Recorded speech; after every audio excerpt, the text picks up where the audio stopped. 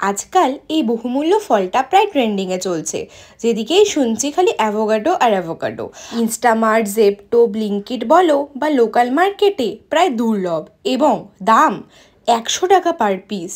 ভাবতে পারছো এইটুকু একটা ফলের দাম নাকি 100 টাকা? এর আগে ড্রাগন ফ্রুট খুব ট্রেন্ডিংয়ে ছিল, কিন্তু সেটার দামও কিন্তু 100 ছুঁই হয়নি। তো চলো কেটে খেয়ে দেখা যাক তো এই জিনিসটার ভেতর কি আছে। ভয়ে ভয়ে কাটছিলাম, এত বহুমূল্য দুর্লভ ফল বলে কথা। আর খোসা ছাড়া কিছুই বাদ দেওয়া যাবে না। তবে খুবই নরম একটা ফল, খেতে গেলে মনে হচ্ছে যেন কেক খাচ্ছি, এবং টেস্টটা একদম নারকেলের যে পাতলা শাঁস হয় সেরকম। খেতে খুবই ভালো, তবে আমার মোটামুটি লেগেছে। তোমরা একবার খেয়ে ট্রাই করতেই পারো।